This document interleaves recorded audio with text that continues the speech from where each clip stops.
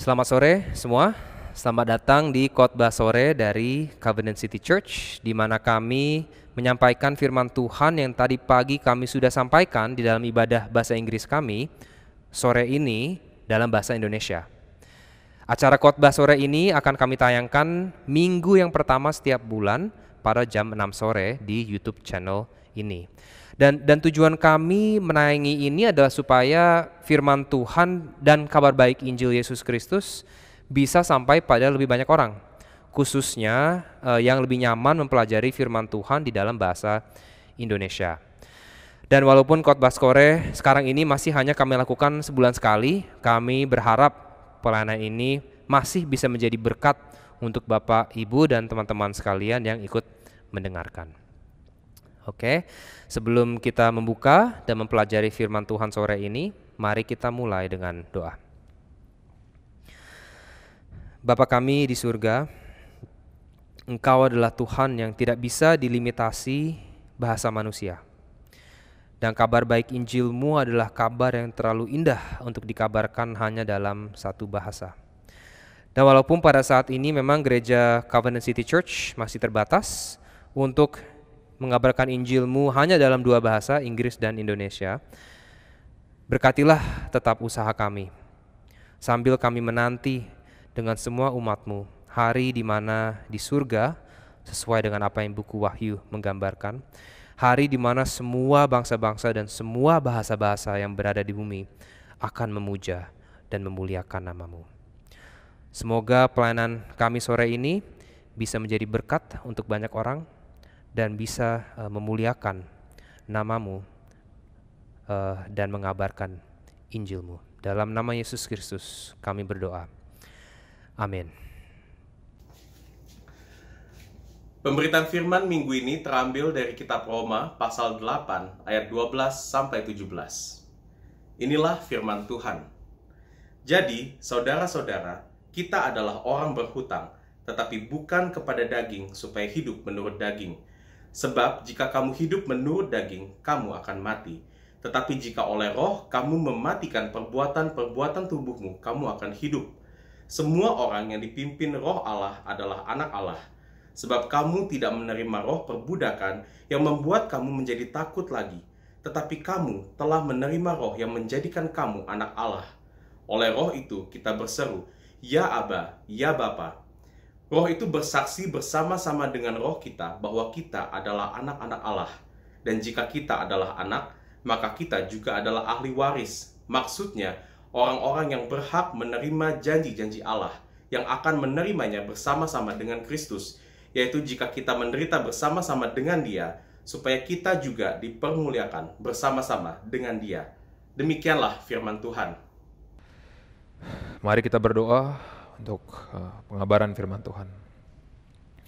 Terima kasih Tuhan untuk kasih setiamu yang baru setiap pagi Tuhan. Terima kasih untuk minggu ini Kau telah memberikan kami kesempatan untuk mempelajari firman-Mu Tuhan. Dan Kau biarkan kita mengerti Tuhan apa kehendak-Mu di hidup kami. Tuhan, hamba-Mu akan berbicara, biarlah Tuhan yang berbicara melewati hamba-Mu.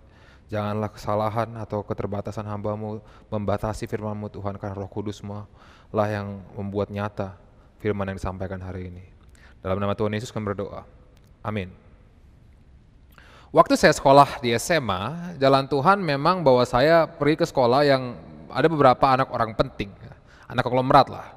Dan saya sadar dari pengalaman saya itu dulu, bahwa hidup anak konglomerat itu lumayan total beda ya sama saya hidupnya. Karena kalau anak konglomerat itu mereka punya kuasa untuk melakukan hal yang sebenarnya mustahil bagi saya. Contoh, saya dulu ada pernah rencana pergi dengan teman saya yang bapaknya orang penting ini, dan kita punya rencana terbang sepesawat gitu kan. Tapi ada kesalahan teknis dan akhirnya saya terlambat ke bandara. Jadi check-in sudah tutup, dan ini kalau saya sendiri pasti pesawatnya sudah akan terbang dan tiketnya mubazir. Tapi karena saya di rombongan anak orang penting ini, saya boleh masuk. Bukan hanya boleh masuk, saya dapat treatment VVIP. Ya. Gak usah ngantri, gak pakai lama-lama nunggu, tiba-tiba langsung masuk ke pesawat dan gak lama sudah terbang. Nah, moralnya adalah, karena teman saya ini mempunyai keluarga yang penting, ia memiliki hak istimewa karena hubungan keluarga ini. Sampai peraturan yang berlaku pada orang biasa seperti saya tidak berlaku pada dia. Nah, dari kecil saya kebetulan lahir di keluarga Kristen dan kita tuh diajarkan bahwa kita semua anak Tuhan. Dan kalau generasi saya pasti ingat lagu sekolah minggu yang bunyinya kambing embe-embe kan. Dan akhir lagunya itu apa? Tapi anak Tuhan memuji nama Tuhan. Jadi kita diajar dari kecil bahwa kalau kita memuji nama Tuhan artinya kita adalah anak Tuhan. Nah, setelah saya belajar firman yang kita akan bahas hari ini, saya jadi sadar bahwa sebenarnya dulu saya kurang paham apa artinya bahwa aku adalah anak Tuhan. Dan sebenarnya dampaknya itu apa kalau kita benar-benar anak Tuhan. Oke, jadi kita hari ini akan merenungi Roma pasal 8 ayat 12 sampai 17. Dan di sini Paulus akan membahas status kita sebagai anak Tuhan. Jadi akan ada 2 poin yang Paulus angkat tentang isu ini. Dan poin yang kedua ada subpoin, ada 3 subpoin. Oke, jadi poin pertama adalah ciri-ciri anak Tuhan, dan yang kedua adalah hak-hak anak Tuhan. Dan hak-hak anak Tuhan ada, kita bisa memiliki kedekatan, kita bisa memiliki keyakinan, dan kita akan mendapatkan warisan. Saya ulang ya, poin pertama Paulus, 1, ciri-ciri anak Tuhan, poin kedua, hak-hak anak Tuhan, dan hak anak Tuhan ada 3. Kita bisa menikmati kedekatan, kita boleh memiliki keyakinan, dan yang ketiga, kita akan mendapatkan warisan. Mari kita masuk dalam firman Tuhan dan melihat bagaimana Paulus mengatakan ini. Ini poin pertama, ciri-ciri anak Tuhan. Mari kita amati di ayat 12, Paulus menegaskan kembali perubahan apa yang terjadi di dalam hidup orang percaya. Bahwa kita adalah orang berutang, tidak dalam daging, supaya hidup menurut daging. Apa yang Paulus maksud dengan daging? Sederhananya, daging itu adalah kecenderungan atau keinginan kodrat atau natur kita untuk berdosa. Dan jika kita mengikuti logika Paulus selama di kitab Roma, sejak awal Paulus mengajarkan bahwa walaupun Tuhan sudah menunjukkan dirinya kepada kita melalui ciptaan, walaupun Tuhan sudah menulis hukumnya dalam hati kita, Tuhan sudah memberikan kita hukumnya, tapi hawa nafsu kita dan pemikiran manusia begitu tercemar oleh dosa, sehingga kita tidak mau bersyukur kepada Allah atau memuliakannya. Paulus mengatakan manusia menggantikan kebenaran Allah dengan dusta dan melupakan penciptanya yang harus dipuji selamanya. Dan karena kita bersikeras menolak Allah, Ia menyerahkan kita kepada hawa nafsu dan pemikiran kita yang berdosa itu. Jadi akhirnya dalam dosa, default setting manusia, setelan awalnya manusia adalah untuk melakukan apa yang benar di matanya sendiri. Dan Paulus mengajarkan bahwa sebenarnya kecenderungan ini begitu mendarah daging dalam manusia sampai keinginan kita untuk berdosa itu dirasakan bukan hanya sebatas keinginan, tapi sebagai kebutuhan. Sampai kita merasa berhutang dalam kedagingan kita. Hasilnya apa? Ya kita hidup menurut daging. Tidak menurut apa yang Tuhan tetapkan, tetapi apa yang kita sendiri mau. Contoh yang paling gampang dan jelas dalam persoalan ini adalah persoalan seksual. Ya kan? Saya sebagai lelaki yang berumur dewasa dan belum menikah, saya merasa berhutang kepada daging saya ini, saya rasakan sangat jelas. Ya. Kecuali saudara seperti Paulus yang mempunyai karunia khusus, saya relatif yakin bahwa semua laki, dan mungkin juga beberapa wanita, yang mendengarkan ini, yang belum menikah juga bergumul dengan hal ini. Jadi daging saya menginginkan sesuatu yang faktanya Tuhan belum berikan, dan karena saya belum memiliki hal itu, kedagingan saya mengatakan kepada saya bahwa kamu belum jadi pria sejati. Hidupmu belum lengkap kalau belum nikah, kalau belum puas masalah hal itu. Dan kalau saya masih hidup menurut daging saya akan mencari alasan untuk membenarkan diri saya melakukan dosa ini. Kan ya namanya lelaki mah wajar, ya kan? Zaman sekarang kan ini normal, nggak usah tradisional lah. Atau saya pun bisa jatuh ke mental saya mengasihani diri saya dan ada mental kalah gitu. Saya emang lemah, nggak mungkin ngelawan dosa ini. Dan lama-lama saya akhirnya berani untuk menguji kesabaran Tuhan. Kan Tuhan Maha Penyayang, Maha Pengampun. Kan Yesus sudah mati di kayu salib untuk menanggung akibatnya. Tuhan ngerti lah pasti kita dosa kecil gini. Nah, lantas akhirnya saya akan mencari kepuasan untuk keinginan itu di luar dari ikatan pernikahan yang seharusnya. Ya, dan pastinya ini berlaku juga di luar persoalan-persoalan seksual. Coba saudara pikirkan dosa-dosa yang paling erat mengikat saudara. Dosa-dosa yang sepertinya seberapa hebat pun saudara berjuang, rasanya jarang sekali kita mengalami kemenangan. Tapi kalau saudara benar percaya pada Kristus, saya yakin Roh Kudus pernah memberitahu saudara salah satu hal ini. Dan kalau kita korek di belakang semua itu, kita akan temukan bahwa sebenarnya ada satu tuntutan dari daging kita. Bahwa ada sesuatu yang kita lebih hargai, lebih inginkan dari kemuliaan Tuhan dan penyertaan Tuhan itu sendiri. Sesuatu yang kita anggap kita harus miliki atau tidak, bagi kita hidup itu rasanya itu akan kurang, akan tawar, akan hampa.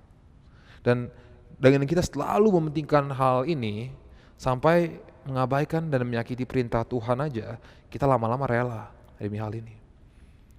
Apapun itu bisa kan, bisa tahta duniawi, harta, pujian dan kehormatan orang. Bila kita menaruh hal-hal ini di atas kemuliaan Tuhan, dosa kita bisa masuk dan menuntut hal ini dan menjauhkan kita dari Tuhan. Jadi Paulus sebelumnya sudah mengatakan satu kabar baik kan, yang mengubah segalanya.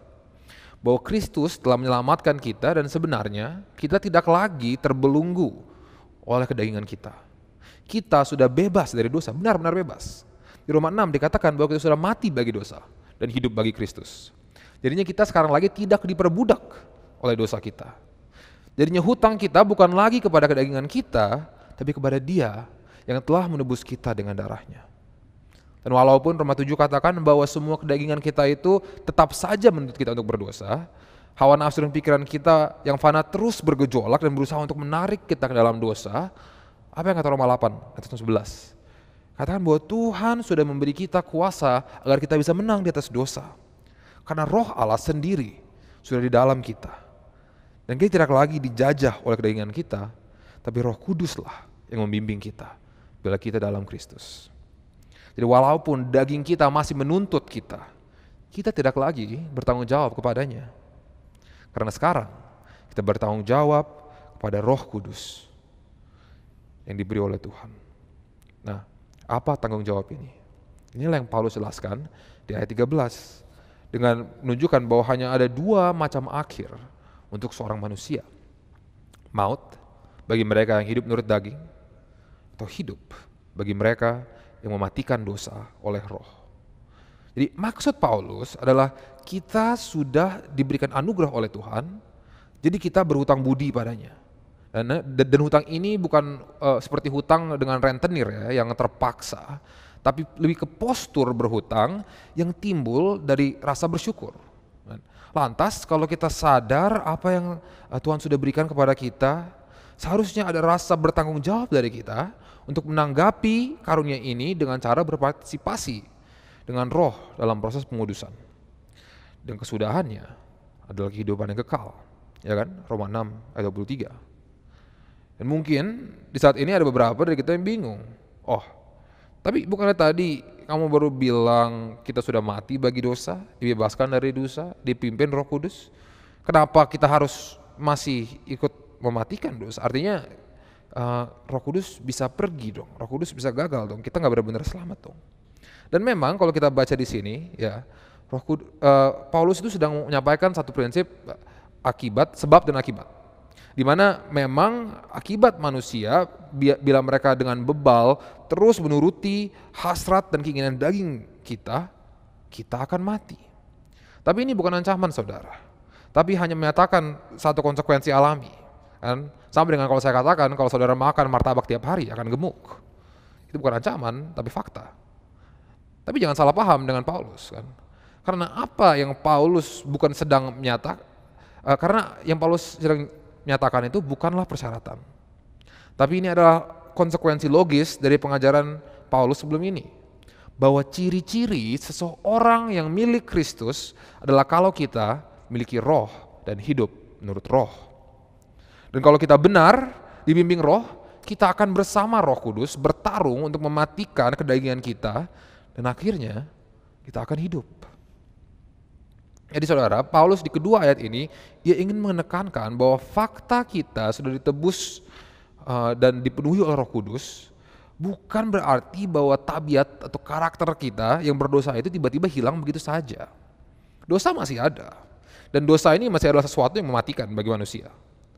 Jadi kita sendiri juga harus aktif mematikan dosa. Makanya di ayat 13 Paulus menekankan yang mematikan dosa adalah kita sendiri oleh Roh Kudus. Jadi Roh adalah cara atau sarana atau mungkin lebih tepatnya mitra kita dalam peperangan melawan dosa. Paham? Jadi bagaimana caranya kita mematikan perbuatan tubuh oleh Roh? Memang cara detailnya tergantung ya dengan dosa spesifik apa yang kita mau matikan. Tapi kalau saudara buka Kolose 3 ayat 1-17, Paulus menjelaskan di sana secara garis besar bagaimana proses ini. Dan kalau saudara sudah baca, saudara bisa amati bahwa pada dasarnya ada dua sisi proses ini. Dan saya katakan proses melepaskan dan mengenakan. Nah, jadi sisi pertama adalah melepaskan, di mana Roh Kudus menimbulkan satu kebencian atau antagonisme yang sepenuh hati terhadap dosa kita. Karena kita menyatakan perang atas kedagingan kita. Dan ini adalah postur yang tidak main-main dengan dosa, yang tidak berusaha mengendalikan dosa kita atau punya mental ya berubahnya pelan-pelan lah bertobat. Tapi ini adalah satu komitmen yang tegas dan radikal untuk tidak memberi celah sedikit pun bagi dosa untuk menggoda kita. Berlari jauh dari pemikiran, pergaulan, tontonan, pekerjaan apapun itu yang bisa menggoda kita untuk jatuh kembali dalam dosa. Dan antagonisme ini terhadap dosa hanya bisa terjadi kalau Roh Kudus membimbing kita sedemikian rupa sampai ada di dalam kita kebencian kudus terhadap dosa. Kebencian ini timbul karena Roh Kudus sudah menyelidiki kita dan menunjukkan kepada kita melalui firman Tuhan dan pengalaman hidup kita bagaimana dosa ini merusak kita, menyakiti orang di sekitar kita, dan menghina dan menyedihkan Allah yang mengasihi kita. Karena tanpa kebencian ini saudara, yang akan terjadi adalah kita palingan akan menyesali akibat dosanya dan bukan dosa itu sendiri. Jadi misalnya kita menyesal bukan karena kita berbohong, tapi mungkin karena ketahuan bohong, terus malu dan sekarang kena marah dan tidak dipercaya orang. Dan penyesalan macam ini saudara tidak akan mematikan dosa. Maksimal hanya akan menyembunyikan dosa. Amin. Dan sisi kedua dari mematikan dosa adalah proses mengenakan, di mana Roh Kudus mengingatkan kita siapakah sebenarnya kita di mata Tuhan.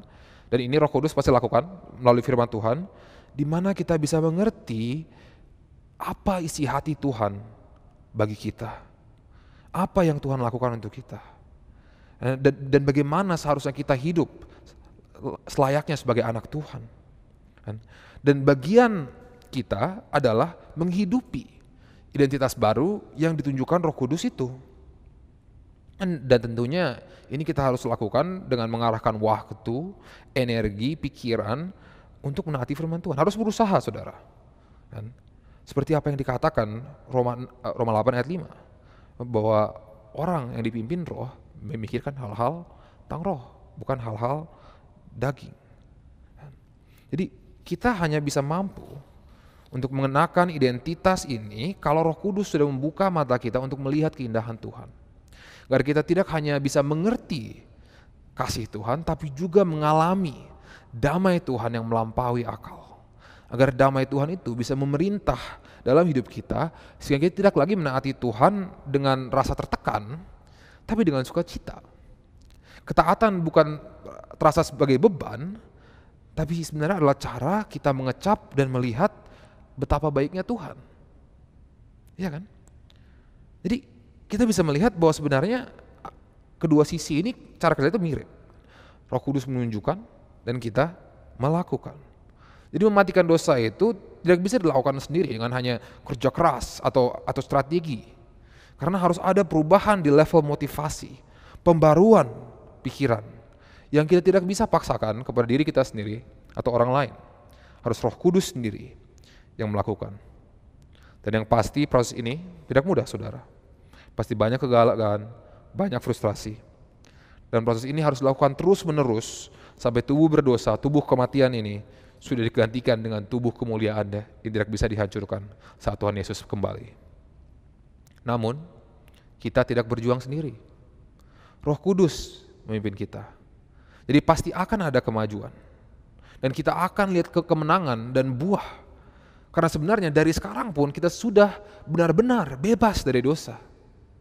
Kita saja yang masih sering khilaf. Karena keinginan dosa kita juga masih kuat. Dan alasan kenapa kita bisa memiliki keyakinan bahwa perjuangan ini tidak akan sia-sia, akan bawa buah dan akan maju, itu apa yang dikatakan di ayat 14-15. Karena roh yang memimpin kita untuk mematikan dosa juga adalah roh yang menjadikan kita anak Tuhan. Itulah sumber kekuatan kita, itulah sumber keyakinan kita bahwa kita akan maju lawan dosa kita. Karena ada kemajuan.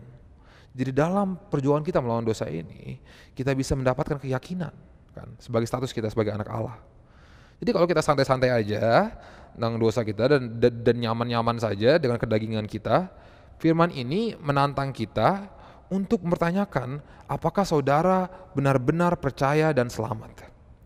Karena jangan salah saudara, nanti di akhir nanti bahkan banyak orang yang berasumsi bahwa mereka anak Tuhan padahal bukan. Dan Matius 7 mengatakan bahwa nanti waktu Tuhan menghakimi dunia, bahwa akan ada yang memanggil Tuhan, Tuhan. Kenapa? Ya Tuhan akan katakan, pergilah hai engkau, aku tidak mengenalmu. Jadi ini yang dimaksud Paulus di Filipi 2 ayat 12-13. Pekerjakanlah keselamatanmu dengan takut dan gempar. Karena Allah lah yang mengerjakan di dalammu baik kemauan maupun pekerjaan menurut kerelaannya. Mematikan dosa ini adalah bagian dari mempekerjakan keselamatan kita.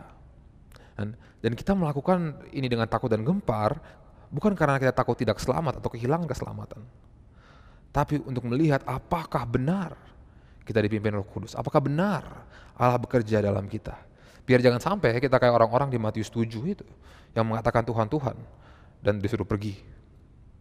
Jadi walaupun itu sulit, walaupun sering gagal, tapi kalau kita masih berjuang, tidak mengandalkan kekuatan sendiri, tapi dengan bersandar pada Roh Kudus, berbahagialah.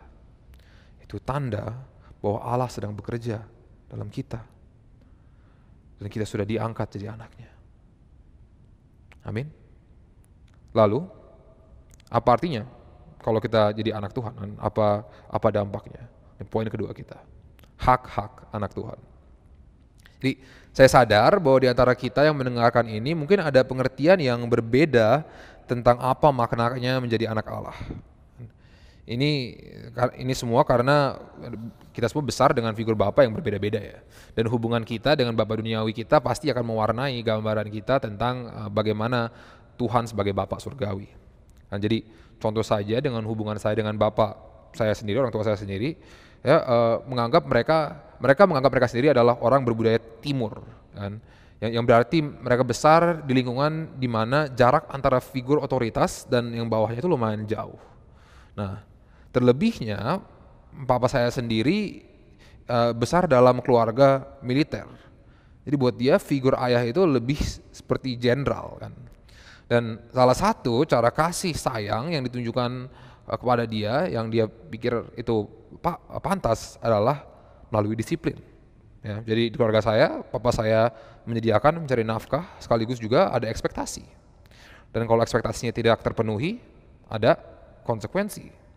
Nah, jadi kalau papa saya filosofi mendidik anaknya itu Amsal 13 ayat 24 kan, barang siapa yang tidak menggunakan tongkat benci kepada anaknya.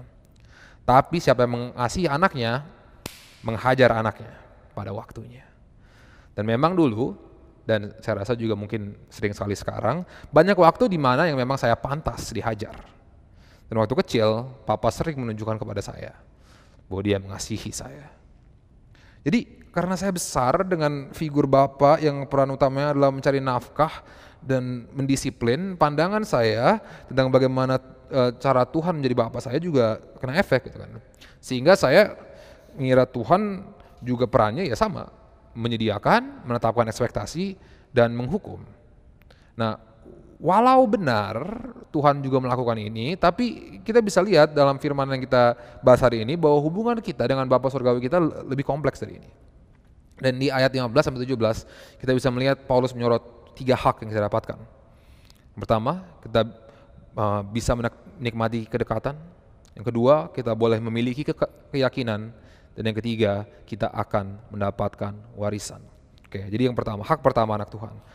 Kita bisa memiliki kedekatan. Mari kita amati di ayat 15, hal yang pertama Paulus jelaskan tentang status kita sebagai anak Allah. Nah, adalah fakta roh yang kita terima, bukan roh perbudakan, tapi roh yang menjadikan anak.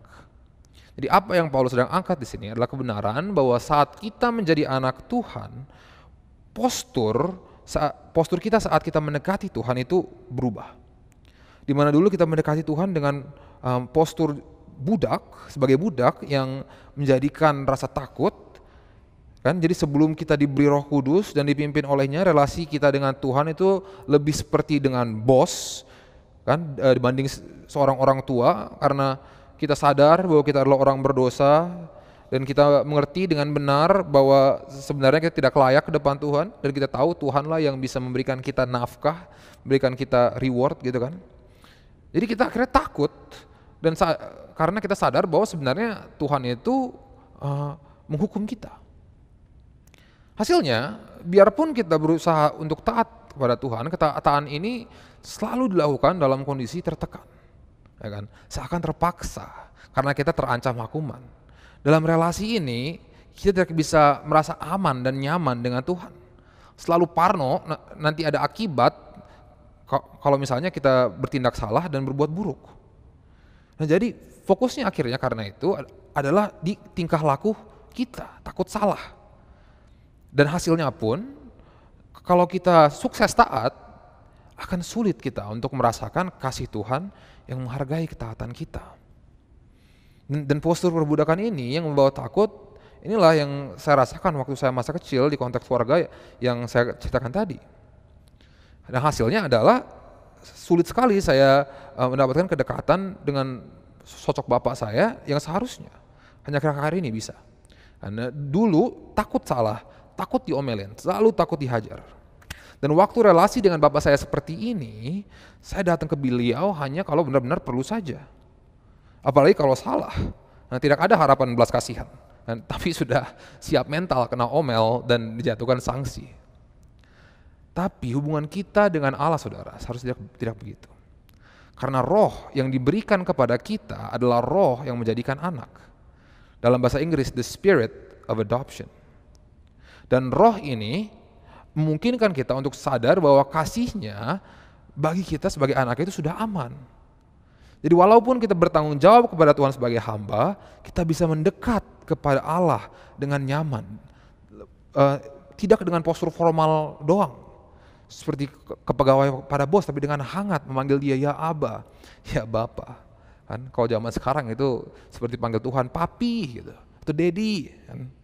Jadi sekarang ketaatan yang kita lakukan itu tidak lagi terpaksa, tapi kita lakukan dengan sukacita karena bisa membanggakan papa kita, ya kan? Dan kalau kita bersalah pun konsekuensi atau kesalahan yang Tuhan biarkan kita alami, itu tujuannya bukan untuk menghukum atau menjatuhkan, tapi untuk mendidik dan membangun. Jadi kita merasa aman, karena kalau kita bersalah pun kita tahu pada akhirnya kita masih anak Dia, masih akan ada belas kasihan, masih akan ada pengampunan. Dan fokus kita saat kita taat tidak lagi pada tingkah laku kita, tapi pada sikap dan hubungan kita dengan Tuhan. Bukan sudahkah saya melakukan A, B, C, tapi akankah Tuhan senang dengan apa yang saya kerjakan? Atau tambah dekatkah aku dengan Bapa Surgawiku akhir-akhir ini? Dan hasilnya adalah waktu kita bisa makin taat kepada Bapa Surgawi, kita bisa merasakan bahwa Tuhan senang kepada kita. Tuhan merayakan dan membanggakan setiap kemajuan kita. Dan Dia tidak hanya menghakimi kegagalan kita. Amin. Dan saudara, kita bisa menikmati kedekatan ini dengan Tuhan sampai bisa memiliki hubungan hangat kan, sampai bisa manggil Tuhan Bapa, itu bukan karena asumsi, kita nggak SKSD sama Tuhan.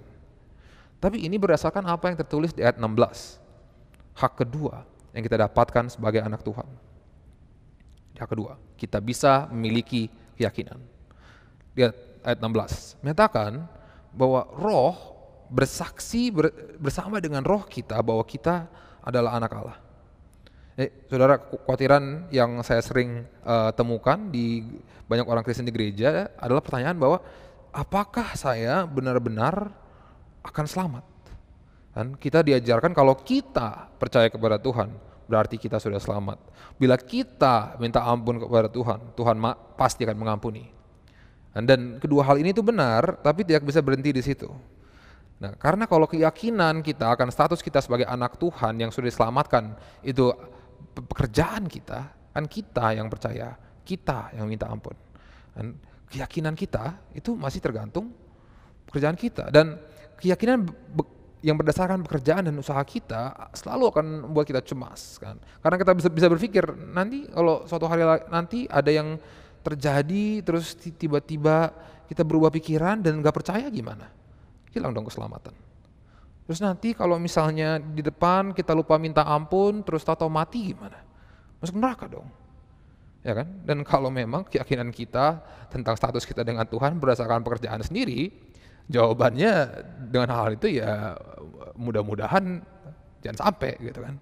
Tapi sebenarnya firman Tuhan mengatakan bahwa ada kepastian yang lebih dalam dan lebih permanen sebagai jaminan keselamatan kita yang Tuhan berikan, yaitu kesaksian Roh Kudus yang bersaksi bersama roh kita bahwa anak Tuhan. Gambaran yang diberikan Paulus adalah seperti ada sidang. Jadi ada suara iblis yang mengatakan, macam mana orang ini anak Tuhan? Gak mungkin, kelakuannya aja seperti itu. Ini orang Batak ya, ini iblisnya. Dan jawaban kita itu bukan hanya sebatas, iya kok aku anak Tuhan. Tapi ada roh Tuhan sendiri yang di sebelah kita bersaksi di sidang itu mengatakan, ya yang ini milikku. Dialah anakku. Dan saudara, kalau teolog-teolog tidak semua setuju tentang persisnya seperti apa pengalaman mendapatkan kesaksian Roh Kudus ini. Tapi yang pastinya adalah sesuatu yang Roh Kudus lakukan secara langsung ke roh kita. Dan kalau menurut saya dan beberapa orang yang jauh lebih pintar daripada saya, kesaksian Roh Kudus ini adalah perasaan kehadiran Tuhan dan damai yang kita rasakan saat kita datang mendekat kepadanya. Dalam doa, atau dalam memuji Tuhan, atau membaca firman, atau dalam gereja. Dan sudah pernah alami hal ini? Dan ini memang tidak selalu kita alami saat kita mendekati Tuhan, tapi biasanya waktu kita benar-benar perlu terjadi. Dan saat waktu itu terjadi, kita pribadi jadi benar-benar yakin dan percaya bahwa Tuhan itu benar-benar ada dan Dia tidak jauh dan Ia mengasihiku. Jadi misalnya saudara sekarang sedang bergumul dalam dosa dan rasa lagi kalah sekarang. Sehingga hidup saudara mungkin saking kalahnya tidak kelihatan sama sekali kayak orang percaya. Dan saudara mulai patah semangat untuk melawan dosa ini karena keseringan kalah. Lantas saudara sekarang ragu, apakah benar kita anak Tuhan? Dan sepertinya firman Tuhan mengajar bahwa ada cara untuk saudara secara pribadi bisa yakin. Bila kita berseru kepada Tuhan, salah satu hak kita sebagai anak Tuhan adalah Bapa kita, Bapa surgawi kita akan menjawab. Dan Dia akan meyakinkan kita bahwa Dia tidak jauh, bahwa Dia mengasihi kita, dan bahwa Dialah yang menyertai kita. Dan bila saudara pernah mengalami ini, dan saudara sekarang bisa yakin bahwa Roh Kudus sudah benar-benar di dalam saudara. Dan saudara telah diangkat sebagai anak dan sekarang sudah termasuk dalam keluarga Tuhan. Kalau gitu, saudara bisa yakin bahwa kita tidak akan pernah dicoret dari kakak sama Tuhan, ya. Karena kalau Roh Kudus sudah bersama kita, berarti Tuhan sudah mulai bekerja dalam kita dan Ia akan menyelesaikan pekerjaan baik yang Ia sudah mulai dalam kita. Amin. Jadi apa? Apa penyelesaiannya? Bagaimana kelihatannya kalau sudah selesai? Hak ketiga bagi anak Tuhan. Kita akan mendapat warisan. Di ayat 17 mengatakan bahwa kalau kita sudah menjadi anak Allah, kita berarti adalah ahli waris. Lucunya yang penjelasan di Alkitab Indonesia ini yang maksudnya orang-orang akan menerima janji Allah itu tidak ada di bahasa Yunani aslinya. Tapi yang disampaikan kira-kira benar kan? Karena yang intinya ayat ini ingin lakukan adalah yang ingin menyambungkan nasib kita sebagai anak angkat Allah dengan nasib Kristus sebagai anak tunggal Allah. Kan? Dan bagaimana Tuhan Yesus sudah dibangkitkan di antara orang mati setelah ia mati di kayu salib untuk dosa-dosa kita, kita pun akan bangkit di hari terakhir. Bagaimana Tuhan Yesus sudah mendapatkan tubuh baru dan yang tidak bisa tercemar oleh dosa dan hidup dengan kekal, kita pun akan menerima tubuh baru yang tidak bisa tercemar atau dihancurkan, dan kita pun akan hidup bersama Yesus di kehidupan yang kekal, di mana Yesus sudah duduk di sebelah kanan Allah untuk memerintah ciptaan. Kita pun akan duduk bersama Yesus di dalam kemuliaan. Indah bukan? Dari Tuhan buat engkau, buat kita. Tapi saudara, kita tidak dapatnya yang enaknya saja. Karena jika kita terikat dengan Kristus dalam kemuliaan, kita juga terikat dengannya di dunia ini dalam pemberitaan. Ini jelas ya saudara. Penulis-penulis perjanjian baru semuanya mengingatkan bahwa hidup anak-anak Allah memang menuju kemuliaan, tapi selalu menuju kemuliaan melalui penderitaan. Melalui via dolorosa, jalan salib, di mana anak-anak Tuhan dipanggil seperti Yesus Kristus untuk memikul salibnya. Saudara, kalau ada yang mengajarkan bahwa Tuhan tidak ingin kita sengsara, bahwa hidup Kristen itu enak-enak saja, itu bohong. Bohong saudara. Karena Paulus menulis ini pada gereja Roma karena ia ingin menguatkan mereka sebenarnya kan. Mempersiapkan mereka untuk kehidupan keras yang orang Kristen di zaman itu akan lewati. Mereka tinggal di zaman di mana mereka bisa tiba-tiba ditangkap dan dibunuh atas nama Tuhan. Jadi bagi mereka mengikut Tuhan itu bukan main-main. Berarti melepaskan semua kepastian, harapan dan rasa aman duniawi. Dan satu-satunya cara kita bisa damai dan bersukacita di keadaan seperti itu adalah apabila kita mempunyai pegangan yang lebih hebat, yang tidak bisa diambil dari kita. Dan mungkin saudara, tahun ini kita merasakan kepastian dan harapan duniawi kami ya mulai menghilang, ya kan? Mungkin beberapa dari kita sedang mengalami penderitaan yang di luar dugaan. Sepertinya Alkitab mengatakan jangan heran, karena memang jalan yang lurus dan sempit inilah yang ditempuh anak-anak Tuhan OTW ke kemuliaan. Kita tidak bisa expect hidup kita nyaman dan tak menderita, sedangkan Tuhan kita sendiri disalibkan.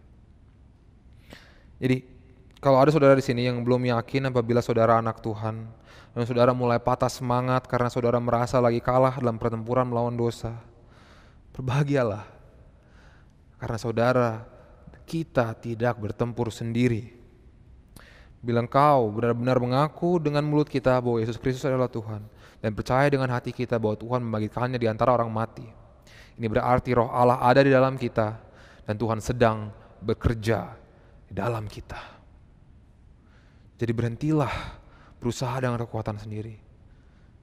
Kita tidak perlu menaati Tuhan dijajah dengan ketakutan. Tapi kita bisa bersandar kepada Roh Kudus, percaya bahwa semua perjuangan kita itu tidak akan sia-sia. Karena semuanya ini sedang membentuk kita sebagai anak Tuhan dan membawa kita ke kemuliaan. Dan saudara harus ingat bahwa status kita sebagai anak Tuhan ini bukanlah hak yang kita dapat saat lahir, tapi adalah sesuatu yang dibeli dengan mahal oleh anak Tuhan satu-satunya yang asli, Tuhan Yesus Kristus oleh darahnya. Tapi kalau saudara sudah anak Tuhan, kita bisa menikmati kedekatan dengan Bapa Surgawi kita. Gak usah serem, gak usah ngeri, tapi dengan yakin kita bisa berseru kepada Tuhan, kepada Bapa kita, dan Ia akan menjawab kita. Percayalah saudara, Tuhan tidak akan cuekin kita, dan Roh Tuhan sendiri yang akan meyakinkan kita bahwa kita anaknya. Kalau saudara sudah yakin, itu berarti saudara sudah memiliki semua yang saudara butuhkan sebenarnya untuk bertahan dan bersuka cita bagaimanapun keadaan saudara sekarang. Apapun yang terjadi dengan saudara, karena masa depan kita sudah aman. Dan sekarang Roh Kudus yang membimbing kita dalam perjalanan kita, agar kita bisa menikmati perjalanannya walaupun susah. Amin. Mari kita berdoa. Ya Tuhan, ya Aba, ya Bapa, kami tidak layak Tuhan Kau panggil anak. Kami terus memberontak denganmu, kami terus lupa akan perintahmu, tapi Engkau adalah Bapa yang mengasihi kami lebih daripada yang kami bisa mengerti, Tuhan, lebih jauh melampaui akal kami. Tapi Tuhan begitu setia kepada kami. Biarlah kami Tuhan bisa mengasihi-Mu dengan selayaknya Tuhan. Tunjukkanlah Tuhan pada kami Roh Kudus-Mu, bimbingan Roh Kudus-Mu agar kami bisa semangat untuk melawan dosa kami, agar kami bisa membanggakan-Mu, menyenangkan-Mu, agar hidup kami bisa menjadi dupa yang harum bagi-Mu Tuhan. Kami rindu Tuhan untuk menyenangkan-Mu, kami rindu untuk kembali bersama-Mu dan melihat-Mu dalam kemuliaan, di mana kita bisa bersama lagi dengan-Mu selamanya. Berilah kami Tuhan kenyamanan dan kedekatan yang kami bisa miliki dengan-Mu. Dalam nama Tuhan Yesus kami berdoa. Amin. Semoga khotbah sore ini telah menjadi sebuah berkat untuk Bapak Ibu dan teman-teman sekalian. Tentunya sudah menjadi berkat untuk saya. Seakan kita diingati apakah pekerjaan Roh Kudus itu yang sebenarnya, yaitu membawa kebenaran-kebenaran Tuhan dan apa yang ada di firman Tuhan tentang siapa kita di dalam Yesus dan status identitas kita di dalam Yesus, dan membawa semua kebenaran itu untuk menjadi, bukan hanya menjadi informasi yang tetap di kepala kita, tapi menuju hati kita dan kita rasakan dan kita experience, ya. Itulah pekerjaan Roh Kudus. Semoga ingat peringatan ini dan encouragement ini bisa membantu kita semua untuk lebih berterima kasih kepada Allah Tritunggal kita yang telah menyelamatkan kita dan mengingatkan kita akan keselamatan itu setiap harinya. Terimalah sekarang pemberkatan Tuhan dari Bilangan pasal 6 ayat 24 sampai 26. Tuhan memberkati engkau dan melindungi engkau. Tuhan menyinari engkau dengan wajah-Nya dan memberi engkau kasih karunia. Tuhan menghadapkan wajah-Nya kepadamu dan memberi engkau damai sejahtera. Amin.